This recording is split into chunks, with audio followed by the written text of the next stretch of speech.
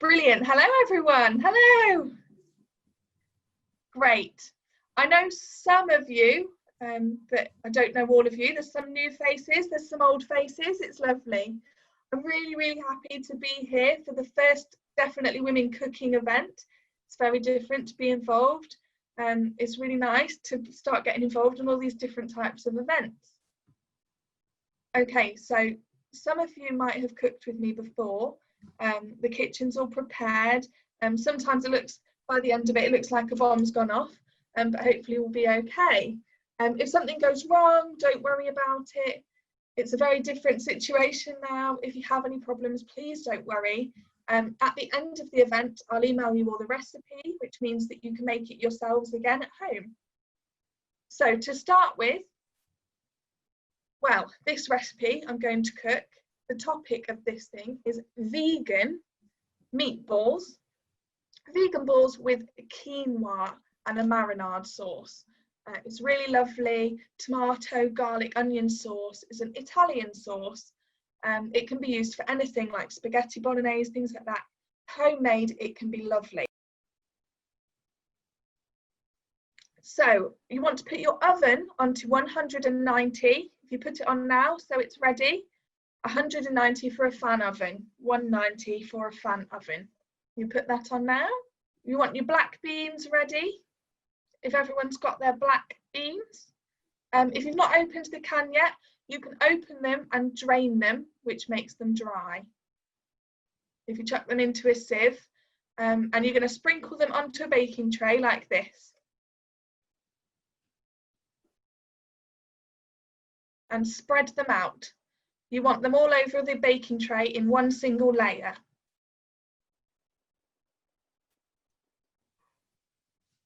So the black beans are brilliant. The colour black is really good for protein.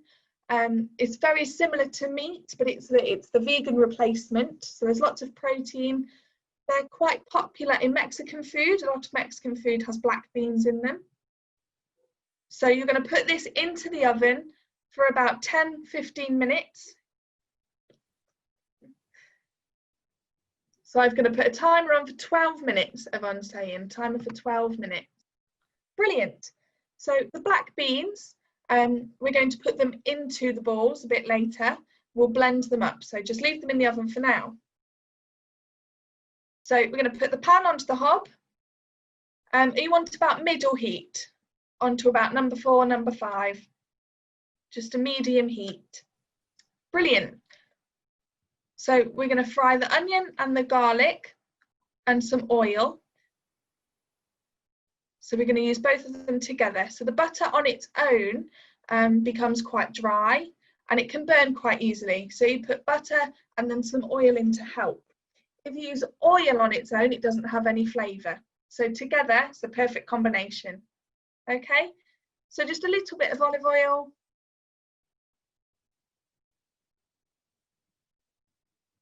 So some oil into the pan. And then about this much butter. So just a little drip of oil. Sylvia's just saying, what kind of butter are you using? Or oil? Yvonne's saying, for now, I'm using rapeseed oil because it's British. It's from the yellow flowers that you see in the fields by the side of the motorway. So I'm using the rapeseed oil today. Just support Britain. Karen's got the same, that's brilliant. Yeah, just supporting British products. Olive oil comes from Italy. So I thought I'd support some British products. I'm using rapeseed oil. So you want to put your butter into the pan.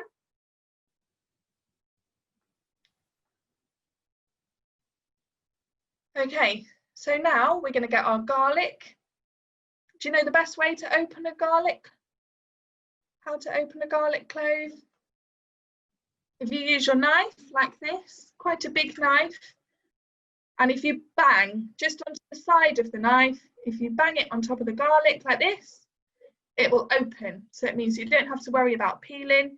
You want to give it a big bang onto the side of the knife, and it means it's easy to peel. So you want 2 garlic cloves, and then you're going to chop them up really finely.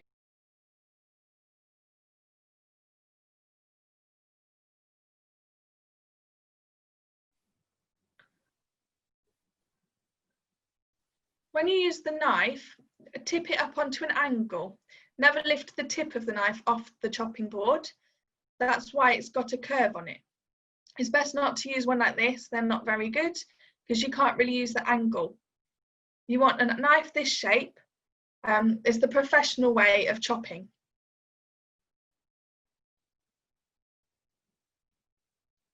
Okay. So you're going to put the garlic into the pan with the butter and the oil.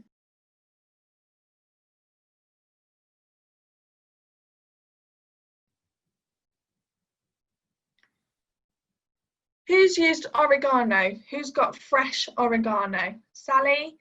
Jean? Brilliant. So if you try and grow it into the garden, has anyone tried to grow it? It's really, really easy to grow in your garden.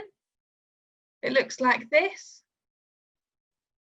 I grew it from last year and it's still there. It's still alive. I've kept it going in the garden. I keep moving it from one to the other because this one's a bit too high. So your oregano, you're going to chop it up with the stem, the leaves, the whole thing, chop it up like so.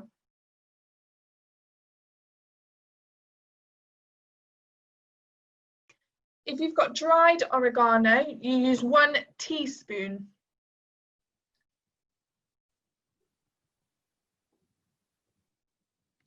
So now we've got our chili flakes into the pan with the other ingredients. So whilst that's bubbling away, leave that on the hob for about 1 minute. It means that the chili flavour infuses with the oil. Lovely. So next, we've got our tomato paste. So if you squeeze some of that out like I have done here, you want 2 tablespoons of tomato paste. That's what it looks like. And you're going to put that into the pan.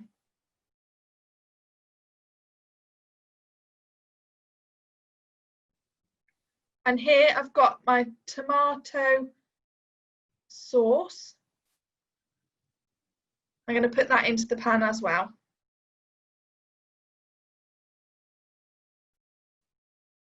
You can smell it. It already smells amazing.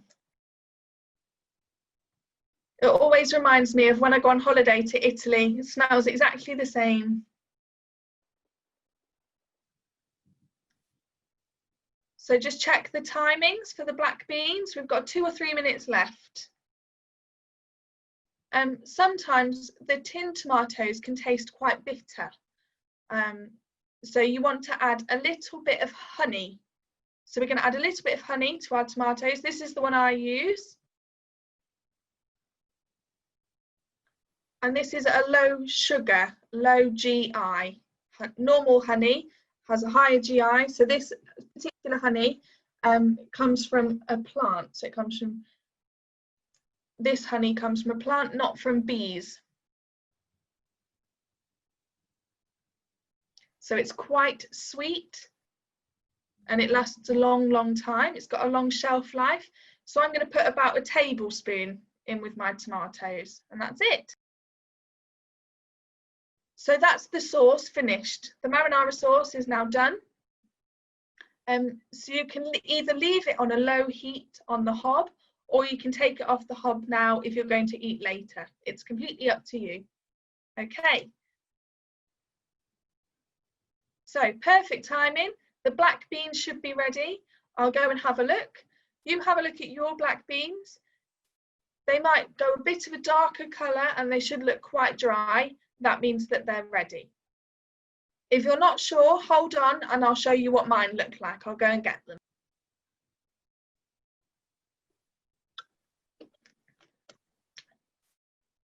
So they're a little bit hard. So these are what they look like when they're ready. I'm going to leave them to cool down.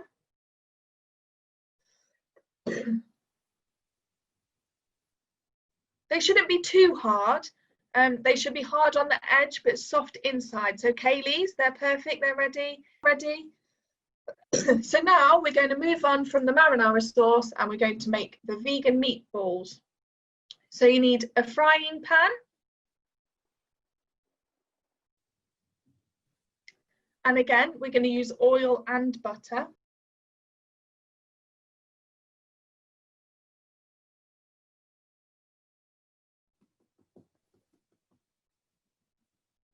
So we're going to use some onion. I'm using shallots just because they've got a slightly sweeter flavour. It doesn't mean that it's using sugar.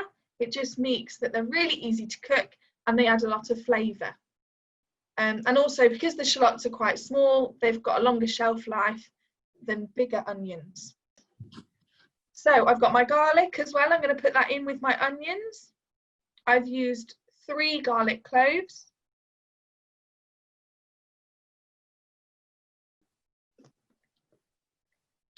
Did you know garlic, if you eat too much garlic, obviously you get quite strong breath. Do you know how to avoid getting the breath? When you open up the garlic, if you slice it open, in the middle you'll see little white strands. If you take them out, if you take those little white strands out of the garlic clove, then you don't get bad breath. I'll try and show you, hold on.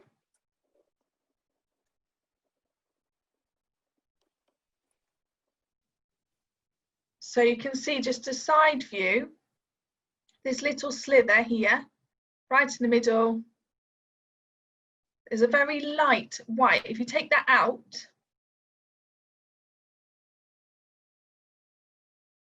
and cut that out just like this, it's gone.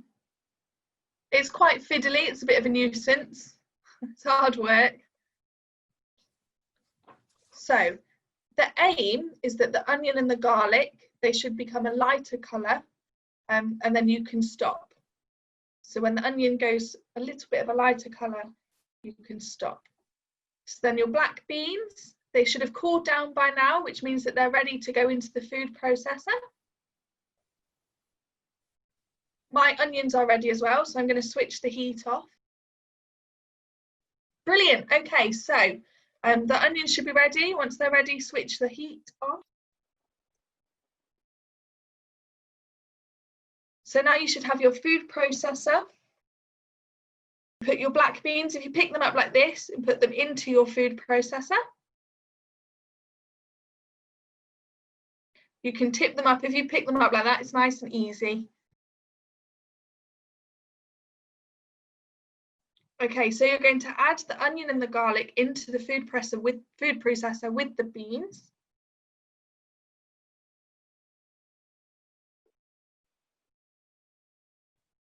And then your chili flakes. Your chili flakes are going into the food processor as well. You want half a teaspoon of chili flakes. So now we're just going to blitz that up in your food processor. But before you do that, when you blitz it, you're not aiming for it to become a pulp. You want it to be kind of, I'll tell you what, I'll show you. I'll do mine first. So I'm using the pulse button on my food processor. So you want them to look a bit like this.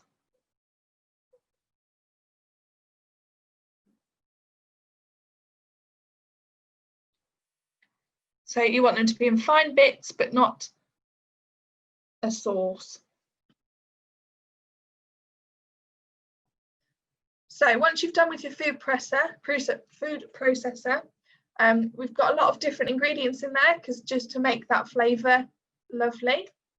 So we've got some more fresh oregano or dried, either or. If you're using dried, you want 1 teaspoon. But we're going to put a handful of fresh oregano into the food processor. You don't need to chop it up, you can just chuck it in. And then we've got fennel seeds, which are brilliant, and they're really helpful for constipation. A lot of women suffer from constipation, and fennel really helps to flush it out. If you feel bloated or you suffer with IBS, it's becoming quite a common problem. And you can use fennel in hot water and make fennel tea, which is lovely. So we're going to put our fennel seeds into the food processor. Now we've got the quinoa. Quinoa. It's a really strange word to see. It's pronounced like a key, like a house key, like quinoa. Obviously, I'm not hearing, so I'm not very good at that, but hopefully the interpreter said it right. So quinoa, you want that ready. It should be pre-cooked. So it should already be cooked. I think, has everybody got the same? Jean said I'm using rice. That's fine. Rice is fine, not a problem. Some people might be using couscous. Karen, you've got quinoa. That's brilliant. So that's got carbohydrates in, which obviously you need to hold the balls together. So I want 2 cups of cooked quinoa or cooked rice, either or.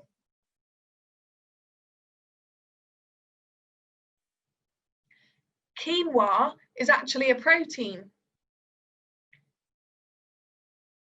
It's not part of the carbohydrate family, it's separate, but it does taste like a carbohydrate and it's quite filling. I use this a lot in salads. Like for example, today I had lunch, I had salad with quinoa, and I chopped up some chicken, and mixed it with some mayonnaise, and made a really, really nice salad. And it's got lots of fibre in as well. I think someone asked Janet what this was. A lot of people thought it was the same as yeast, like you use to make bread, but it's not, it's different. This comes from like a fungus. It grows in the earth. It looks awful and it sounds awful, but really it's really, really healthy. It's dried and processed. Lots of vegans use this because it's a good protein supplement. If they're not eating meat, they need a replacement. Vegetables are great, but it's not quite enough. So this is a B12 vitamin, and it's really good for people with low folic acid. If that folic acid goes low, like when a lady's pregnant, they're asked to eat extra folic acid. So this is a good replacement for that in a vegan diet. You can buy it from health shops. Jean, what did you want to ask? I haven't got that. I couldn't find it anywhere. I didn't have time to go to the shops. Can I make this without?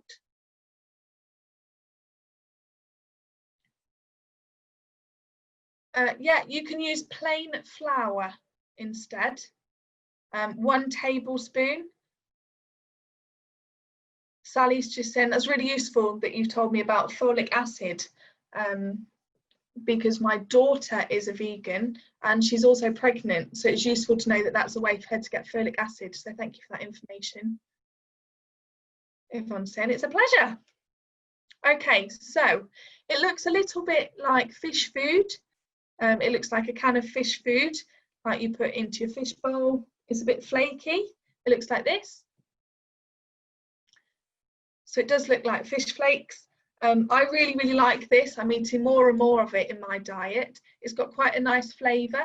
But if you've not got it, you can use 1 tablespoon of flour. So I'm using 1 tablespoon of this into my meatballs. It looks like there's a lot of ingredients going in. I'm doing a lot of talking. It feels like it's dragging on. But if you do it yourself, it's a really quick recipe. My machine's broken, so can I mix it by hand? Oh, poor thing, Karen. Oh no, yeah, you can mash it with a fork. If you use a fork, you should be able to mash all of the ingredients together. We'll carry on. So next, you want your tomato puree. That's going into our meatball mix. So we've got 2 more ingredients left. We've got our parsley. If you haven't got any parsley, don't worry about it. If you've got dried, you can use dried parsley. It'll be a slightly different flavour, but it's fine. Lots of colours going into our food processors. We've got red, green, white, yellow. It's a lovely mix. So we all should eat a rainbow. So all the colours in the rainbow every day. So for example, in the morning, you might have blueberries. So that's a blue colour from the black family. Banana, you've got yellow. Maybe eat some tomatoes, you've got red. So throughout a day, you can eat the colours of the rainbow. So maybe in the evening, you can eat some vegetables, some greens. And then we've got Worcestershire sauce next. It's my favourite. I like it with some cheese on toast with some Worcester sauce on top. It's lovely. Karen's saying she likes the same. How much of that? I can't remember. We want 2 tablespoons of Worcestershire sauce. Okay, so that's everything into the food processor, ready for the meatballs. So you want to blend that for about a minute. Keep an eye on it, and if it starts to look quite dry, you can add a little bit of water. So just make sure you keep an eye on it whilst you're blending.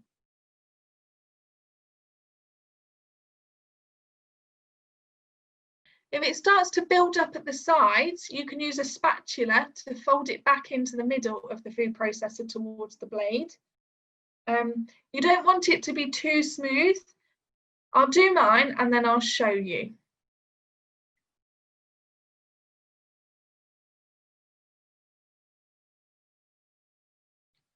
So mine's ready now. So you want it to look something like this.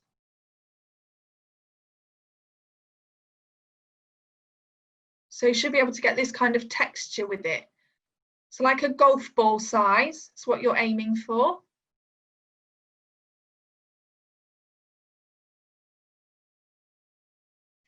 Adding in lots of ingredients to work it out in the end.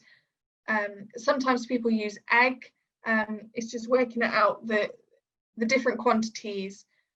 Cooking's like art, I like to say. I don't want you to put any salt in or any pepper, but you can add some if you want to. I haven't done. So you can all carry on making your meatballs. You should be aiming for about 24 meatballs.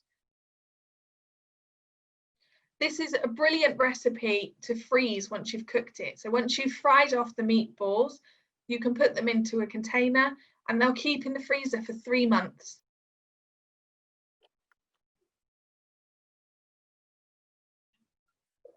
Jean, how are you getting on?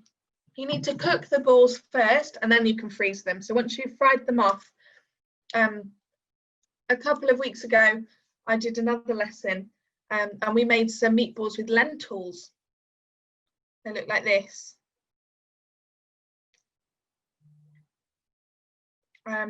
That's quite a dry recipe, so I haven't cooked them yet. So you have to boil them first and let them cool down, and then you can mix them in with the meatballs, very similar to what we're doing today. You can buy a tin of lentils. They're already cooked, so you can dry them out and do the same thing.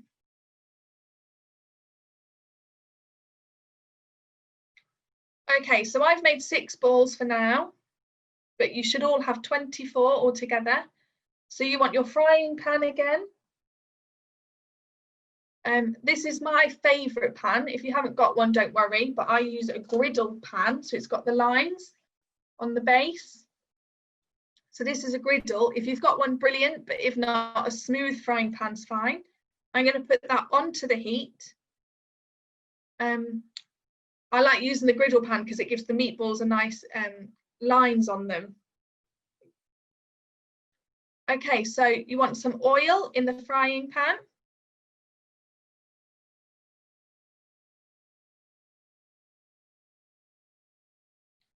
So you want the oil to get hot before you put the meatballs in, because then it will give them a lovely colour. So let the oil get hot. Luckily, I've got my husband who's going to clear up for me afterwards.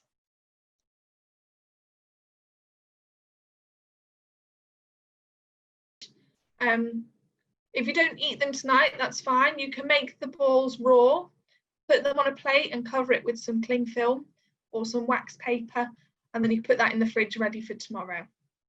So I'm going to put my meatballs into the frying pan.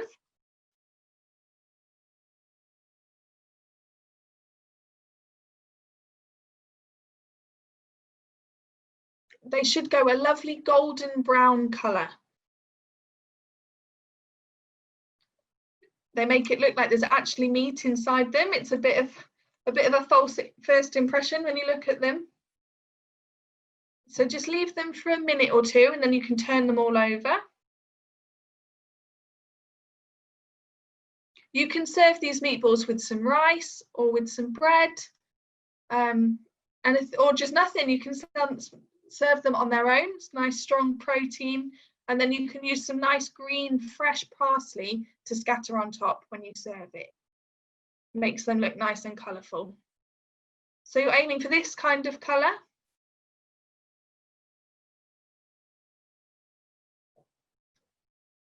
They should only need about 10 minutes and then they'll be finished.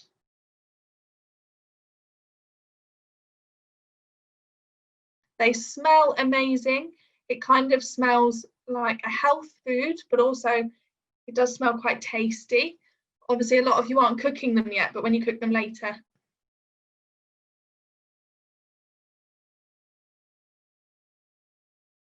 Okay, so I think we've run out of time. We've only got a couple of minutes left, but really you just want a bowl with the tomato sauce, your marinara sauce, and then the meatballs on top.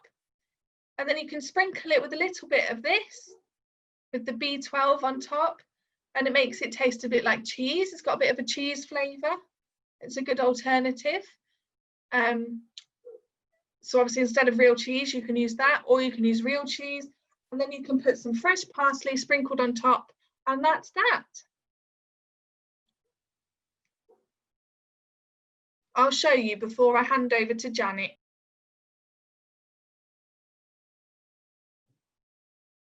I'm going to use 4 meatballs per person.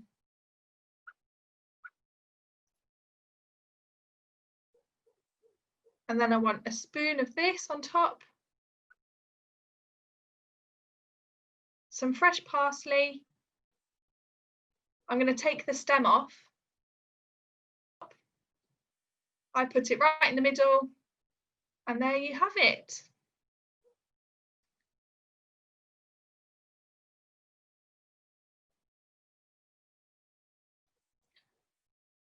So that's it. So well done, everybody. I know some of you haven't quite finished yet. Some are going to carry on tomorrow. Everyone's doing it in their own time, but hopefully they'll all look like this. All right. So that's it for today's session. Everyone's got sticky hands. I really hope you've all enjoyed it. Hopefully you found it really easy. Hopefully you didn't have too many questions or get stuck behind. It was really nice to do. Thank you for joining me. Well done.